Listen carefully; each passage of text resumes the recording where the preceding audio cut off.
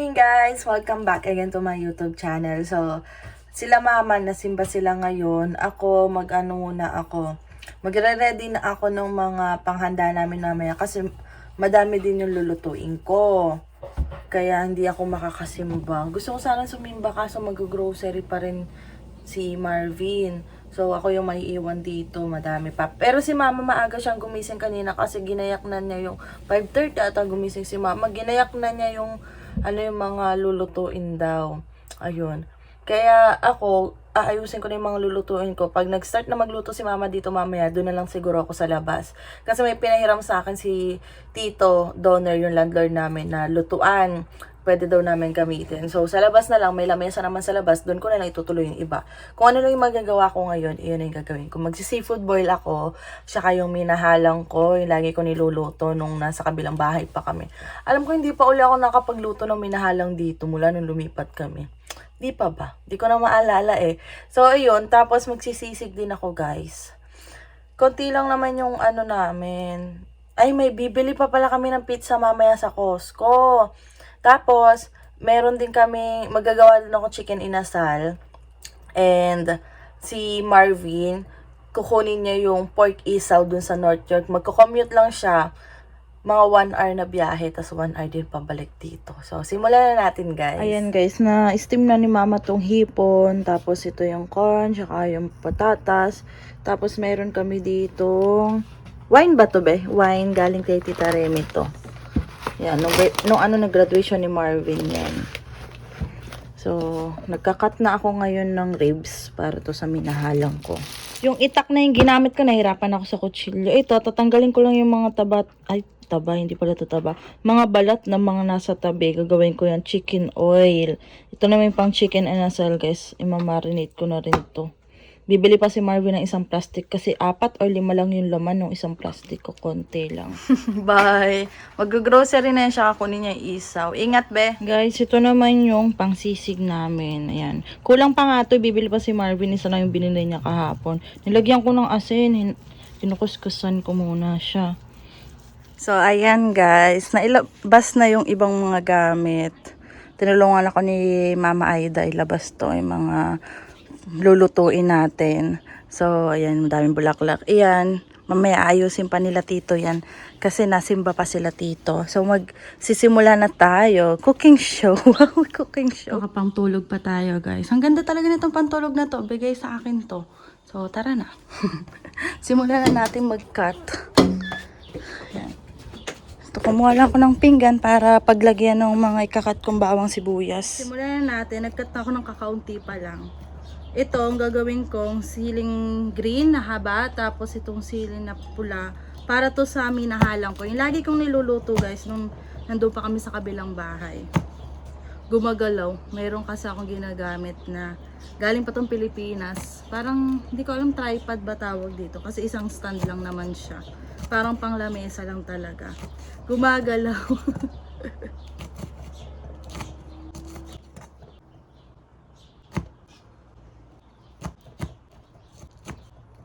Ayan na guys, pinapainit ko lang yung mantika, tapos igigisa ko na yung bawang at sibuyas. Ayan, nilabas na rin ni Papa yung mga patatas ko, saka yung aking mais para to sa seafood boil ko. Pero unahin muna natin guys yung aking minahalang.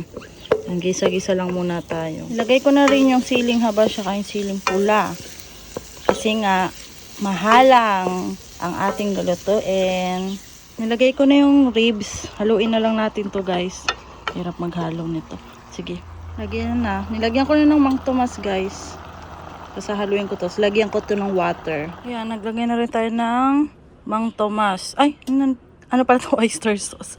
Wala na palang oyster sauce. So, yun na lang. Papabilaw kay Mark. Ayan, guys. Bali, papakuluan na lang natin to para maluto yung laman. Tapos, lalagyan ko pa to ng toyo. Gustong gusto ni Marvin. Ngayon na lang uli ako nakapagluto. Nilagyan ko na rin ng toyo, guys. Ayan, hahaluin naman uli natin. Napakuluan ko na rin yung mais. Tas next na yung patatas. Si Papa naglilinis doon kasi dyan namin gaganapin mamaya. Nagpepwesto yung mga bisita namin. Patatas naman tong pinapainitan natin. Ayan, kumukulo na siya. Malapit na yan. Gagawa naman tayo ng seafood boil. Ayan, butter to. Nandito na si Tito, ay si Papa. Ayan na guys, ano na yan, may paprika, Cajun seasonings, saka sugar, Old Bay, ano pa ba? Basta, madami yan. Ano na natin. Whoops. Hahaluin na rin.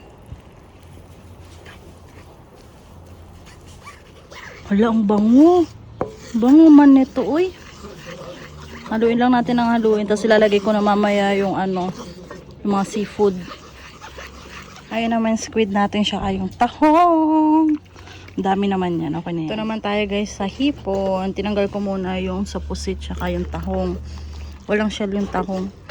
Ganyan lang yung nabili ni Marvin. Ayan, nahaluin lang natin. Pakulaan ko lang ng konti. Para pumasok yung lasa sa hipon. Padating naman ng si Marvin. Sila Papa siya kasi Tito nag-aayos doon ng paglalagyan mamaya ng pagkain. Lalagyan nila ng tela. Ayan ang aking bebe. Tagal mong nawala. Mga 4 hours? 3 hours? Ba? Anong oras ka umalis? 10 ka ba umalis? Anong oras na? 1? 3. 3 hours. Ayan ang mga ano niya. Oyster? Yeah, hindi. Para na lang yung sa sisig mamaya. Saka sa inasal. Imamarinate ko. Ayan na guys. Ito galing kay Tita Remy yan. Lahing sarap. Tapos ito yung pork isa. Mamaya mag-ihaw-ihaw. Tapos ito pancit galing to kay Tita. Sa landlord namin. Ay, pati ito. Taling din kay Tita. Grabe. Dalawa pala yung ina ni Tita. Ang bait talaga ng landlord namin. Ito. Oh, ay ito. Dalawa pala yung pancit.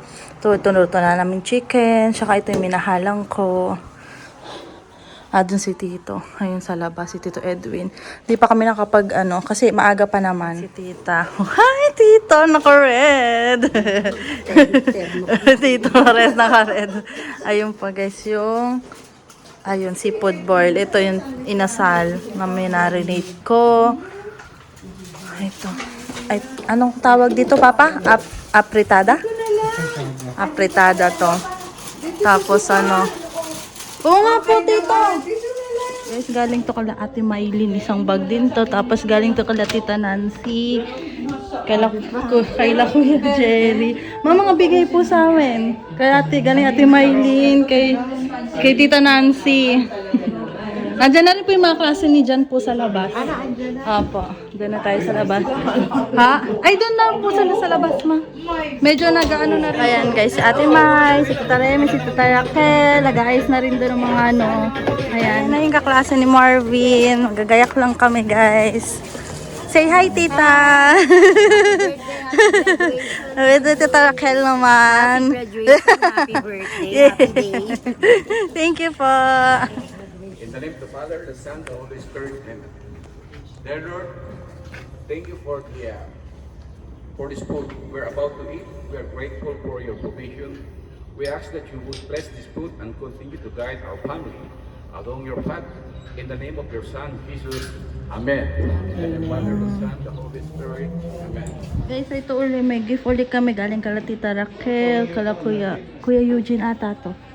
So, mag-start na kami, guys. Ayan yung mga food, guys. Yung iba, ano, dala nila.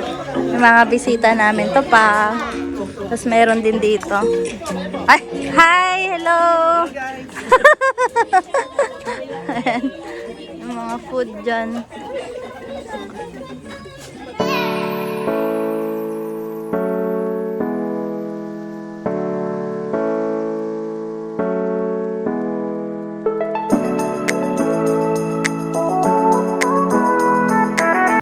May pork isaw.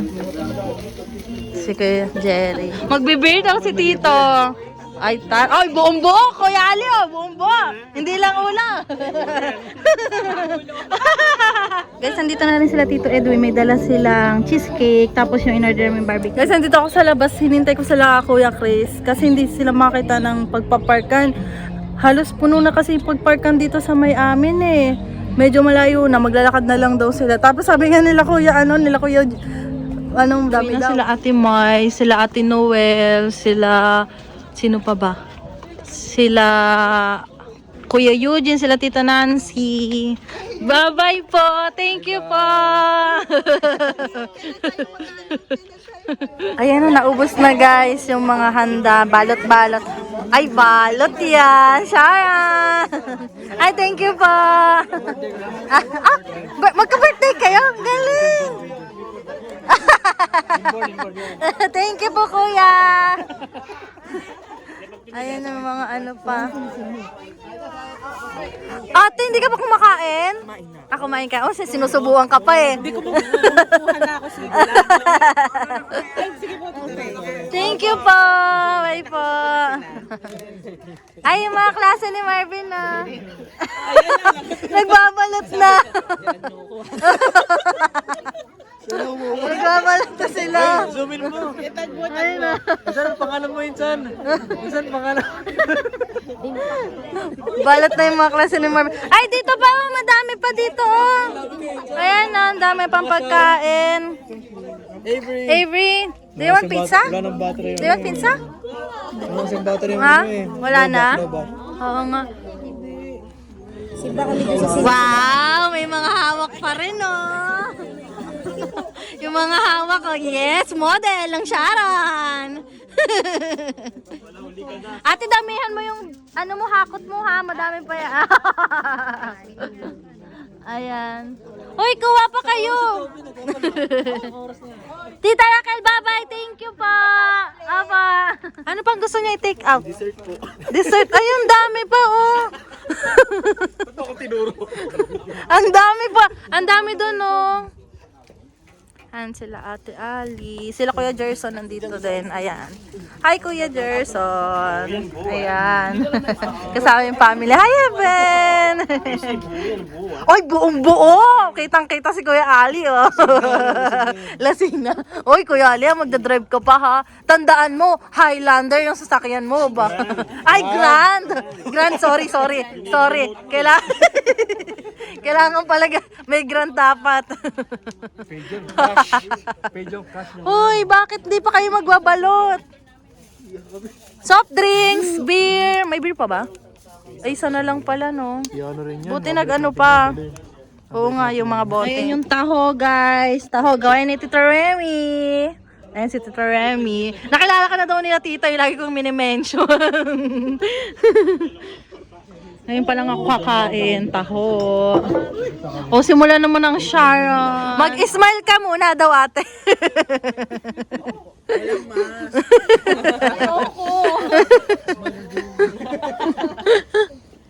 Ayan. Sarap ba, te? Ako kumakain to. Dami, ah. Siya. Sharon Reville. Tinatago yan. Sharon Reville. Anong mga sinaron nyo? Nahihiya sila sa sinaron nyo, tita, oh. Oh. Sharon Reveal! I-Sharon Reveal nyo na muna. Ate Aliana, sa'yo talaga nagtatago. Sa'yo nagtatago yung isa, oh. Effective. Bigas na lang daw. Thank you. Bebe, di ba iniisip mo bigas yung bibilin mo? Alis na rin sila Tito Edwin. Ayun na lang. Konti na lang mga natitira. Siyempre si Ate Eliza, oh, pak. Ayan na. Nasa loob sila Ate Eileen. Ayan na guys, konti na lang yung mga bisita namin. Ayan guys, nag-ayos na kami ni Mama. Ito yung cake na galing Costco. Tapos yung salad, yung mga prutas. Ito, kanino galing Mama tong ano, cherry po? Hindi ko alam kung kanino. hindi na naman tindi ko sino yung mga dala kasi ang dami ng tao kanina eh. Tapos itong alam ko po yung mangga galing kay Kuya Jerry, isang buo yan na malaki. Tapos ito yung ano, ito na lang natira dun sa ano ko guys, sa seafood. Ang dami nito, punong-puno. Buti nga Mama, halos wala na rin tong seafood eh, konti na lang po yung seafood boil. Kasi punong-puno to kanina diba, umaapaw. Kasi dinamihan ko po talaga kasi in-expect ko talaga Mama, 5 putahe lang talaga yung handa natin. Eh, hindi ko naman po akalain talaga na magdadala po yung mga bisita natin. Ang dami. Kaya ang dami naming handa, guys. Ano lang yung natitira sa lasagna. Kanina pa ito pinapatikim sa akin ni Ate Luby Mama yung kanyang lasagna. Hindi ko matikman. Oo nga, hindi ko po siya matikman kanina kasi po may mga kinakausap po ako. Buti lang natirhan ako, ayan. Saka yung laing, guys. Nagtabi ako ng laing talaga, yung kay laing ni Tita Remy. Ang dami nga naghahanap ng laing mo eh. Ayan, tabi na natin ito, babaunin ko bukas. Tapos meron pa, uy, pandesal. Sarap, ay, siopaw! Oh my God, siopaw! Hindi ako makabili-bili ng siopaw kasi ang mahal. Alon, siopaw. Tapos ito pa yung mga natirang mangga, guys. Dami pa. Ayan, balikpit na. Ano to? Garbage? Oh, walis na lang bukas. Yung tissue, yung iPad. iPad ko yun, di ba? Ito yung mga ibang natitirang food. Atin yan eh. Ay, ibang tissue yun. Oh, ibang tissue. Ayan, ligpit na. Bukas na lang namin liligpitin yung iba. Wala na ba? Okay na ba? Ayan, may basura pa dyan. Ano yan? Ayan yung mga regalo. Ayan, tapos ito pa. Wow, may chocolate. Ay, Canada. Canada. Oh, mga keychain. Oh my God, meron ulit. Siopaw na naman. Oh my God, siopaw. Ano to? Ano to? Chocolate? Charing. Ah, lip balm. Mamaya ko na lang i-check ito, guys, pagbaba namin. Ito yung laing. Tabi ako ng laing, konti lang. Hey guys, balik kaka-out ko lang sa work at walang bus kaya maglalakad ako pa labas. So, ayun nga, hindi ako nakapag-update sa inyo kagabi dahil bumagsak na talaga ako sa sobrang pagod. Yung tipong, kasi di ba nagpa-vlog pa ako, pinapakita ko pa yung mga natira. Tapos, ang nangyari, napaupo lang ako, tapos napahiga na ako, hindi na ako nakagising. Nagising lang pala ako nung nilagyan ako ng kumot ni Marvin. Kasi syempre naka-aircon na sa basement eh. Medyo malamig na kaya nilagyan niya ako, nagising ako. Tapos yun, di ko na talaga kaya, tulog na talaga ako guys. Tapos yun, si Marvin hindi ko lang alam kung anong oras siya natulog. Wala kaming ganap ngayon, Monday, dahil super pagod, tapos madami pa kami nga ayusin sa bahay. Siyempre yung mga ibang gamit nakakalat-kalat pa siya. Ayun, super thank you po talaga sa mga pumunta sa handaan para i-celebrate yung graduation ni Marvin saka yung birthday. Isang na lang isang handaan na lang. Di namin akalain na ang daming may dalang food. Nagulat kami, ang dami. Tapos yun, ang dami pala namin bisita din. Hindi, sayang nga lang, hindi nakapunta sila Tita Regina, sila Ate Giselle, sila Ate Roxanne, tsaka si Ate Grace. Iba namin mga na-invite. Tapos yung ibang mga klase ni Marvin, dalawa lang yung dumating na klase ni Marvin dahil yung iba may trabaho, tapos yung iba naman, syempre yung iba kailangan talagang daw nilang mag-work kasi yung iba part-time pa lang, hindi pa sila nakakahanap ng full-time. Yung ibang mga klase ni Marvin, kunti pa lang silang may full-time tapos connected dun sa tinapos nila. Tapos ayun na nga, sabi nung iba kay Marvin, daw kasi Father's Day nga, nagkasakto kasi na Father's Day namin na isipang maghanda, kaya yung iba mayroong mga sarili-sarili din na pupunta. Si Tita Rhea din, nasa kasi sila, nasa Vancouver sila dahil nga Father's Day, tapos sa-celebrate din nila yung graduation ni Kuya nuubo ko. Ayun, kaya wala si Tita. Nakadating naman sila Ate Aliana, tapos yung iba kong mga invite din ng mga student na international student din sila dito guys na nanonood sa vlog namin. Nag-invite din ako sa kanila. Tapos yung ibang mga invited din doon sa handaan ni Marvin. Yung mga ka-office mate ni Mama na nagbabakasyon din dito sa Toronto, dito sa Canada. Kasi may mga kamag-anak sila na nandito. Ayun. Ang daming pagkain. Alam nyo, ganun pala yun, no? Kapag ikaw yung may naghanda, hindi ka talaga makakain. Kasi pangalawang beses pa lang namin parang maghanda. Yung una naman kasi, may catering yung kasal namin ni Marvin, so wala naman kaming inisip talaga, as in pupunta na lang kami doon sa venue, simulan na party. Ngayon kami talaga ang nag-asikaso, kami ang nag-grocery, kami ang nagluto, as in lahat talaga. Alam mo, dumating sila, Tita Remy kasi maaga dumating, mga 3. Dinala yung mga ibang gamit na pinahiram sa amin kasi nga wala nga kaming gamit. Ay si Tita Remy parang parang ang tawag doon. Basta to the rescue namin si Tita Remy dahil may mga siya food warmer, saka yung mga, may dali din si Tita na mga serving spoon kasi wala kaming ganon. Tapos sabi ni Tita, mahirap na rin daw makahanap ng ganun sa dollar store. Wala na rin daw ata. Kasi ang dami nun, parang plastic siya. Tapos ayun, hindi rin namin naisip ni Marvin. Tapos sabi ko, "Be, wala tayong serving spoon." Tapos bigla yung sinabi daw ni Tita Remy, meron daw siya. Kaya tawa-tawa kami ni Marvin. Naramdaman daw ata ni Tita Remy na wala kaming serving spoon. Tapos ayun guys, ano pa ba? Di ba sa labas ako nagluto? Na-enjoy ko magluto sa backyard. Ang sarap pala sa piling magluto sa backyard. Nakakatuwa. Ang liwa-liwanag, ganyan. So, ayun na nga. Ano na nangyari? Yun nga. Nung dumating na sila Tita Remy, tapos sila Ate Mary Ann, sila Kuya Jerry. Basta, konti pa lang sila nun, tapos hindi pa kami nakakapag-ready, hindi pa kami nakakapaglagay yung mga food doon sa food warmer. Tinulungan nila kami, nilagay-lagay, tapos nasa baba ako, naglagawa pa ako ng sisig ko kasi yung sisig ko nga, hindi ko nga, yung may kalahati pa ako ng sisig na pinatadtad ko kay Marvin, hindi ko na nalagyan ng sauce kasi sabi ni Marvin, ang dami ng tao sa taas, umakyat na daw ako, tapos ang bilis na ubos ng sisig ko, guys. Kasi gustong-gusto talaga nila yung sisig ko. Sabi ng tito ko, pwede na daw ako magbenta. Dalawa kasi yung sisig. Isang sisig dala.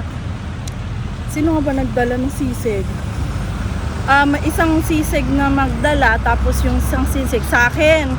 Tapos, sabi ko, aling sisig yung yung nagustuhan nila. Kasi dalawa yung sisig. Tapos sinabi ko kung ano yung akin. Tapos, ayun. Yun daw ang nagustuhan nila, yung medyo dry, ayun yung akin, guys. Kaya tuwan-tuwa ako. Tapos yun nga, sabi ko sa tito ko, dadalang ko na lang siya next time pag pumunta ako sa kanila sa Mississauga. Yun na lang ang dadalhin ko. Ay, alam nyo naman na kung mag-try magluto, pakain sa iba kasi si Marvin lang naman yung nakakatikim ng niluto ko. So, ayun guys, thank you talaga po sa lahat ng pumunta. Sobrang saya lang po talaga kasi lahat ng mga malalapit sa amin pumunta. Yung iba nga may kanya-kanya din kasi lakad kaya hindi nakapunta. Pero okay lang yun. Alam naman namin kung ano yung reason kung bakit sila hindi nakapunta. So, yun lang guys. Thank you ulit. Don't forget to like and subscribe. Bye-bye!